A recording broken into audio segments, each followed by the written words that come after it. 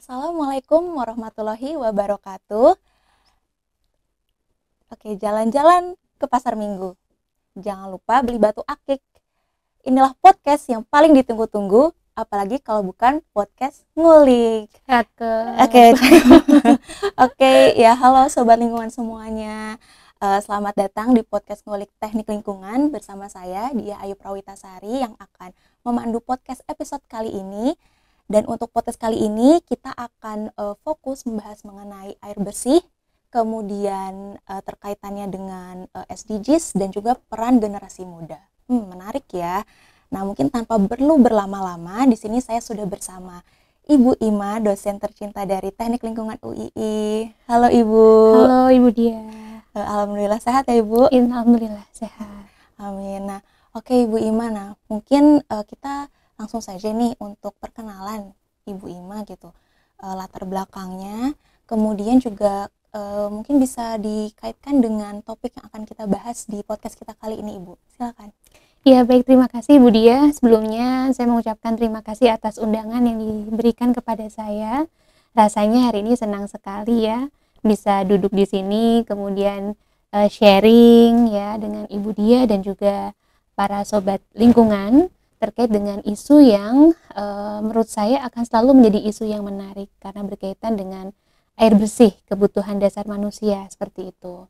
Saya adalah Noviani Imawanto Putri, kalau di kampus biasa dipanggil Ibu Ima. Kemudian saat ini saya tergabung dalam kelompok riset rekayasa infrastruktur lingkungan berkelanjutan yang fokus pada dua bidang, yaitu bidang sanitasi dan juga air bersih. Sehingga tema podcast kali ini memang sangat relevan dengan bidang saya di Teknik Lingkungan UII. Seperti itu Bu Dia. Oke, wah iya Ibu, terima kasih Ibu sudah hadir di podcast ngulik ini. Nah, mungkin kita langsung saja Ibu Ima ke topik utama yang akan kita bahas gitu. Nah, pertama-tama mungkin bisa Ibu Ima jelaskan nggak sih terkait pentingnya air bersih gitu. Terutama mungkin bisa dihubungkan pula dengan SDGs di target 2030 begitu. Silakan Ibu. Iya, jadi seperti yang kita tahu ya, air bersih itu merupakan kebutuhan dasar bagi manusia. Bahkan tubuh kita itu juga 70% tersusun atas air seperti itu. Sehingga memang manusia itu tidak bisa hidup tanpa air, istilahnya seperti itu ya. Jadi kita ingat-ingat saja tadi, misalkan habis bangun tidur, kita biasanya kemana? Ke kamar mandi kan ya. Kalau untuk muslim kan biasanya sholat subuh ya, Betul. bukan biasanya wajib sholat subuh ya. Wajib ya, Bu. Itu juga butuh air ya. Betul. Kemudian biasanya kalau bangun tidur juga rasanya haus ya. Ya. Jadi kita juga harus minum kan ya. juga butuh air ya. Kemudian ketika mau berangkat ke kampus atau mau aktivitas ke kantor dan aktivitas yang lain, itu juga pastinya kita mandi dulu kan ya. Itu juga butuh air. Kemudian kita mau makan, sarapan nih, masak misalkan, itu kan juga butuh air untuk bikin olahan makanannya, untuk mencuci piringnya. Kemudian kalau yang cuciannya udah menumpuk ya, cucian bajunya udah menumpuk kan juga perlu dicuci. Itu kan juga butuh air ya. Sehingga memang air itu merupakan kebutuhan yang sangat fundamental bagi kita ya, sehingga kita tidak bisa hidup tanpa yang namanya air seperti itu. Dan kaitannya dengan SDGs, saya rasa sobat lingkungan ini kan sekarang generasinya generasi Z gitu ya, Gen Z gitu ya. Nah, saya rasa mungkin sudah familiar dengan SDGs gitu ya. Jadi SDGs itu kan Sustainable Development Goals. Jadi tujuan pembangunan yang berkelanjutan itu disepakati secara global dan Indonesia memang menjadi salah satu anggotanya. Target SDGs ini akan dicapai di 2030 yang mana itu berarti 6 tahun lagi ya. Betul. 6 tahun kurang bahkan karena betul, bentar lagi mau ya. akhir tahun ya. Gak kerasa ya Ibu. Iya, jadi tinggal 5 tahun 2 bulan ya, 5 tahun sebulan gitu ya. Jadi targetnya 2030 dan di SDGs itu ada banyak tujuan-tujuannya, ada 17 tujuan. Nah, salah satu tujuannya itu berkaitan dengan akses air bersih dan juga sanitasi, ada di tujuan nomor 6. Jadi tujuannya ya tadi menyediakan akses air bersih yang aman ya. Jadi tidak cuma layak tapi juga aman.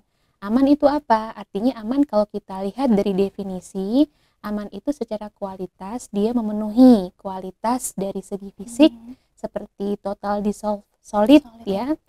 Kemudian dari segi kimia seperti pH, kemudian nitrat, nitrit, dan juga yang penting juga dari segi mikrobiologi ya, seperti kandungan bakteri E. coli.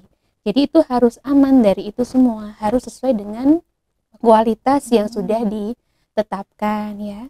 Dan untuk data saat ini, ketika saya lihat di laporan SDGs tahun 2023, itu disampaikan bahwa untuk akses air minum yang aman di Indonesia itu masih berada di angka 11,8%.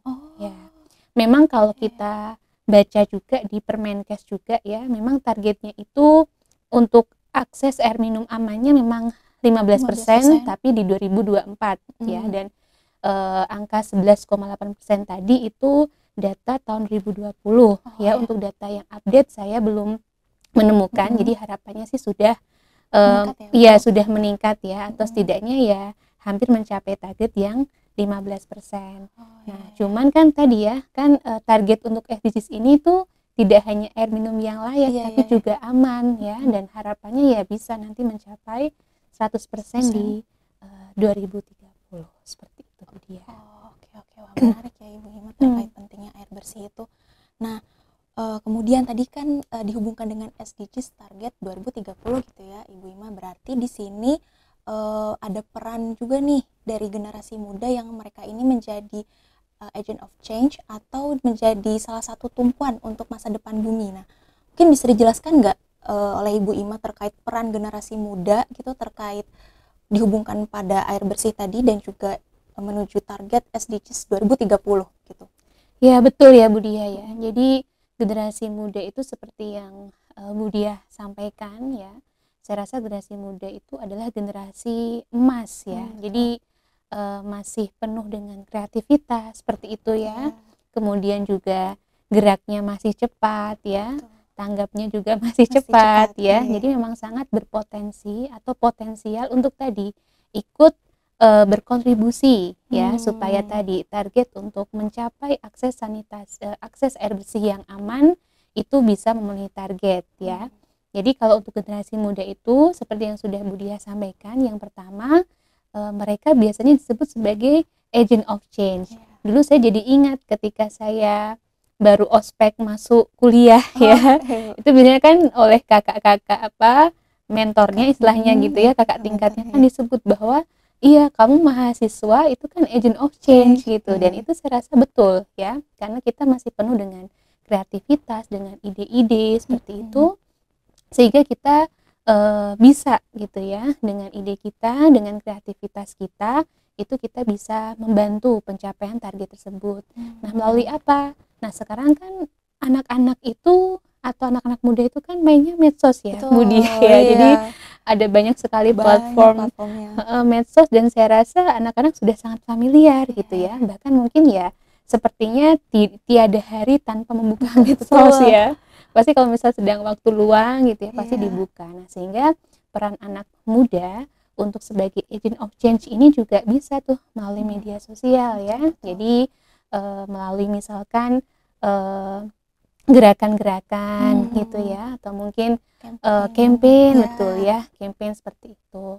Nah, kemudian yang kedua juga generasi muda ini juga penuh dengan inovasi ya. Jadi bisa juga itu dimulai dari yang namanya inovasi kecil ya, supaya tadi air minum yang layak itu bisa dirasakan oleh lapisan masyarakat yang belum mendapatkannya melalui inovasi yang dilakukan oleh anak muda ya. Sekarang kan saya rasa banyak ya, misalkan ke kompetisi atau mungkin komunitas-komunitas gitu ya, yang memang bergerak di bidang lingkungan gitu ya, yang care dan concern dengan penyediaan air yang aman seperti itu, sehingga mereka bisa dengan inovasi misalkan membuat teknologi sederhana untuk mengolah air misalkan ya, atau mungkin membuat teknologi atau pengelolaan di mana sebuah wilayah yang ketika musim kemarau itu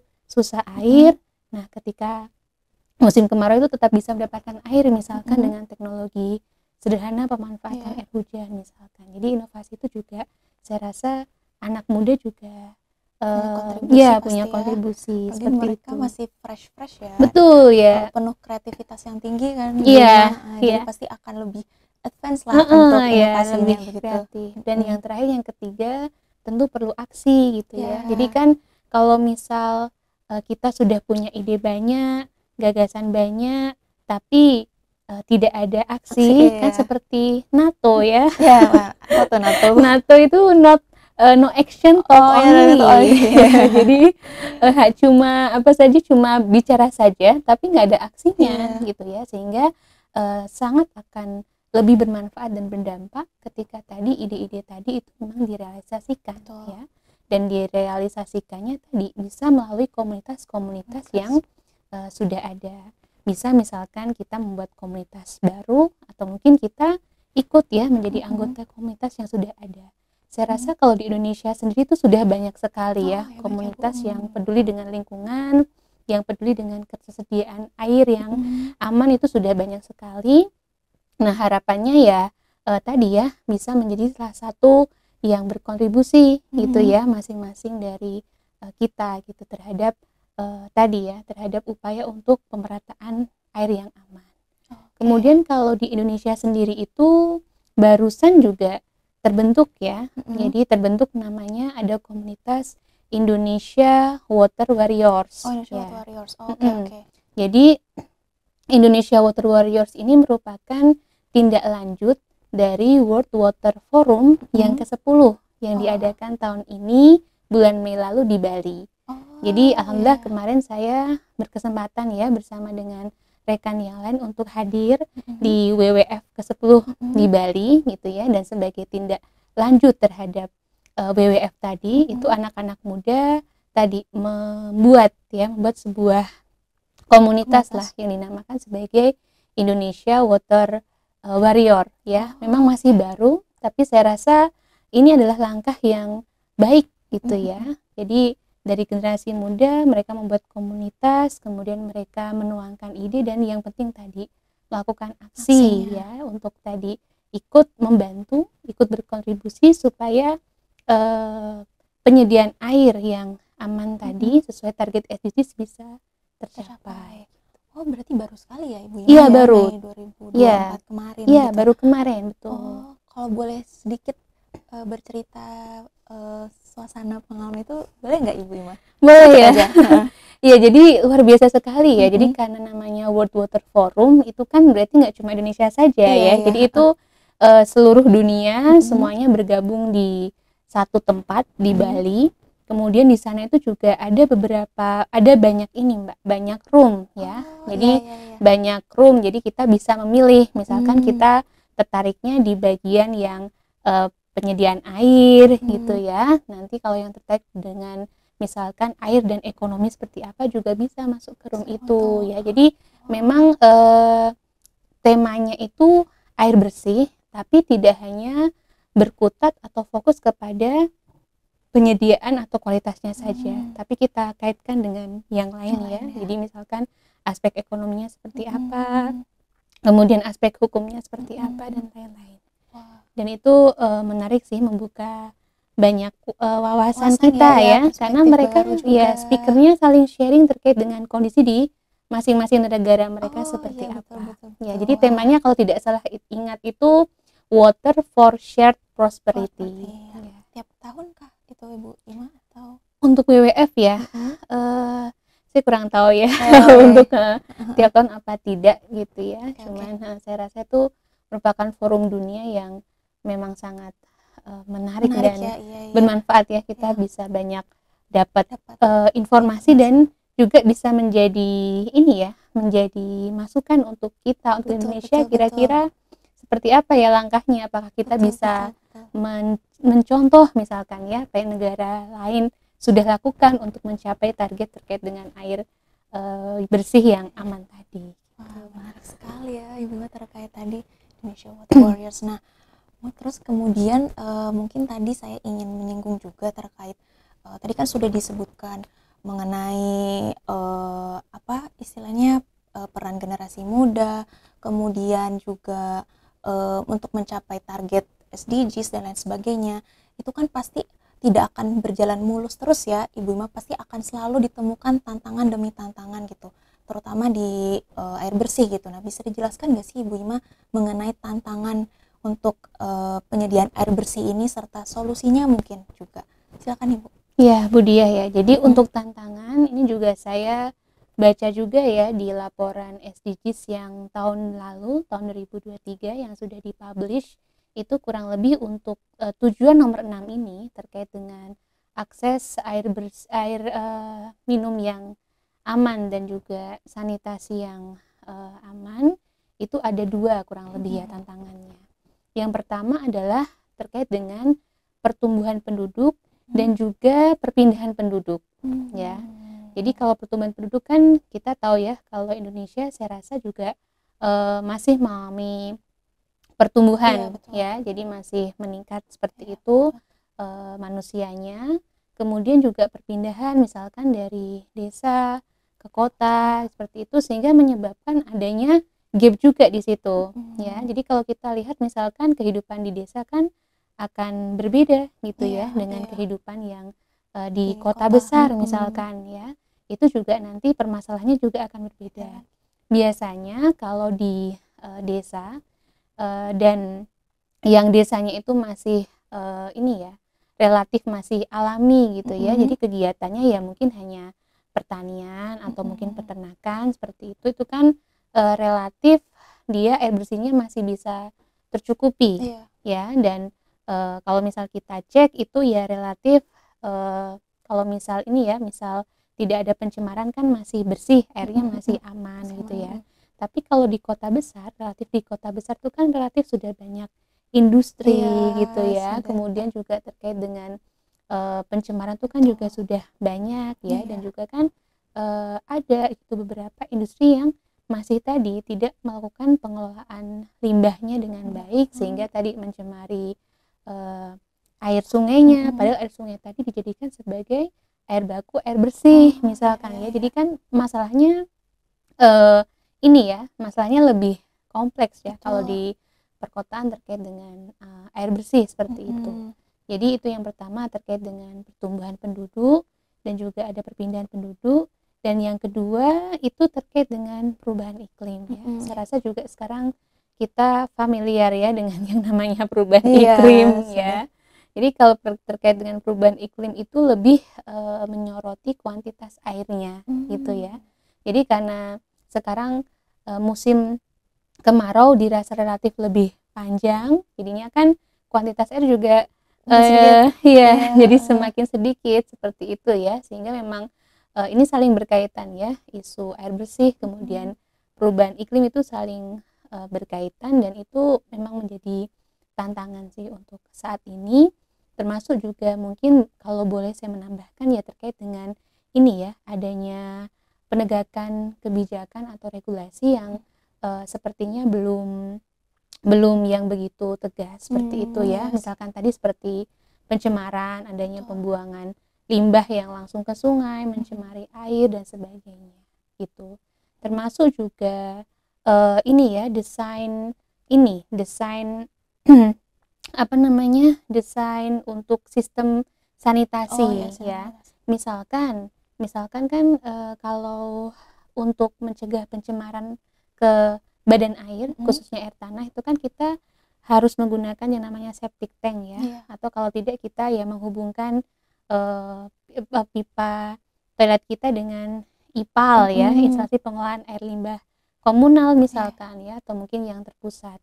Nah, cuman kan terkadang di beberapa tempat itu desain septic tank yang mandiri per rumah itu juga belum sesuai standar gitu ya. Jadi ada bagian yang tidak kedap ya, sehingga ketika ada bahan organik di situ kan itu bisa menjadikan pencemaran ya, bisa merembes ke tanah ya, nanti sampai mencemari air bersih misalnya seperti itu. Sehingga juga itu juga menjadi tantangan ya dari sisi teknis desain untuk unit ininya ya, unit pengelolaan limbah domestik rumah tangga itu seperti itu. Tantangannya cukup banyak dan Iya. cukup berat juga ya Ibu Ima. Iya. Kalau terkait solusinya mungkin ada Iya, baik. ininya. Ya, kalau untuk solusi, menurut saya itu tentu pentingnya kolaborasi ya. Jadi kan sekarang itu eranya era kolaborasi ya, Betul. bukan kompetisi kalau yang sering saya dengar seperti itu ya. Jadi alangkah lebih baik kalau kita kolaborasi daripada kita berkompetisi ya. Dan kolaborasi ini bisa kita lakukan dari semua jenjang, misalkan dari pemerintah, kemudian dari institusi pendidikan, dan juga generasi muda tentunya. Kita harus tetap mengikut sertakan ya, dan bahkan encourage gitu ya, atau memotivasi generasi muda supaya tadi lebih banyak bergerak, berkolaborasi, bergerak supaya tadi target terkait dengan air minum yang layak itu bisa segera tercapai gitu ya. Tentu kolaborasi ini banyak ininya ya, nanti banyak detail aktivitasnya ya, misalkan ya tentu edukasi ya, sosialisasi ya, dan tentunya juga saya rasa terkait dengan penganggaran juga perlu diperhatikan juga. Betul. Jadi terkait dengan anggaran ya, anggaran untuk tadi bagaimana mengelola air yang aman itu kan juga butuh ya, yang namanya anggaran itu juga menurut saya juga perlu untuk menjadi concern seperti itu. Betul. Menarik ya Ibu Ima.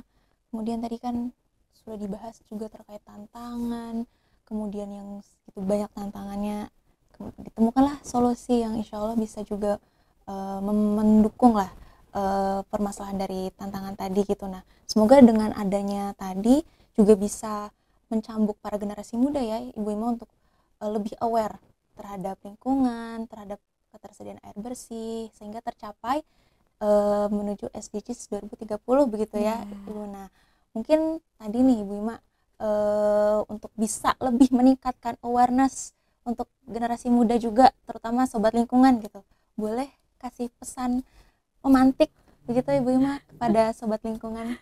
Oke, baik Ibu Dia.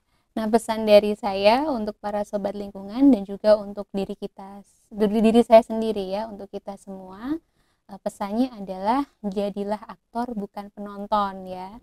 Jadi karena kan generasi muda itu adalah istilahnya generasi yang masih sangat penuh dengan ide, dengan gagasan, dengan inovasi, maka manfaatkanlah ide-ide tersebut di ruang atau di wadah yang tadi bisa bermanfaat untuk orang lain ya. Jadi untuk para generasi muda, silakan kita membantu target dari pemerintah untuk mencapai SDGs 2030, khususnya untuk tujuan ke-6 yaitu untuk akses air minum yang layak dan juga sanitasi, dengan bisa dimulai dari diri sendiri ya. Kita mulai dari langkah kecil. Jadi mulai dari diri sendiri kita bisa melakukan aktivitas yang tadi ya mendukung, misalkan hemat air, kemudian tidak melakukan pencemaran lingkungan, dan tadi ya harapannya kita bisa menjadi aktor ya. Ikutilah misalnya komunitas, atau kalau tidak bentuklah komunitas yang tadi melalui platform media sosial kalian bisa mengkampanyekan ya untuk membantu berkontribusi dalam meningkatkan akses air minum yang aman. Jadi yang kita butuhkan saat ini memang kontribusi yang nyata ya, tidak hanya sekedar ide, gagasan, inovasi yang hanya disimpan untuk diri sendiri, tapi juga perlu untuk direalisasikan atau diaktualisasikan. Jadi tetap semangat untuk kita semua. Semangat ya, terima kasih Bu Ima. Tuh sobat lingkungan, jangan jadi penonton, tapi jadi aktor. Karena kalau jadi aktor juga lebih terekspos ya, menjadi lebih baik juga gitu nanti ke depannya. Dan juga mulailah langkah kecil dari hemat air. Kemudian juga beberapa langkah kecil lainnya untuk bisa mendukung ketersediaan air bersih begitu, dan juga tercapailah target air berkelanjutan di SDGs 2030 begitu Ibu Ima. Nah, mungkin cukup sekian ya dari podcast kita kali ini. Sangat luar biasa sekali Ibu Ima, dari pembicaraan kita di podcast ini sangat-sangat insightful gitu, dan semoga semua yang Ibu Ima sampaikan bisa langsung terserap juga nih untuk sobat-sobat lingkungan gitu. Kemudian sobat lingkungan juga semoga semakin memantik diri untuk lebih aware terhadap permasalahan lingkungan dan juga tadi terkait dengan air bersih begitu. Sebelumnya terima kasih Bu Ima untuk waktunya. Iya, sehat selalu ya Ibu Ima. Ya, amin. Bu Dia juga ya. Oke, dan juga terima kasih kepada sobat lingkungan yang sudah mendengarkan podcast Ngulik Teknik Lingkungan ini dari awal sampai akhir. Dan juga jangan lupa untuk tonton podcast Ngulik di episode berikutnya. Oke, wassalamualaikum warahmatullahi wabarakatuh. Dadah. Terima kasih Bu. Ya, sama-sama Mbak.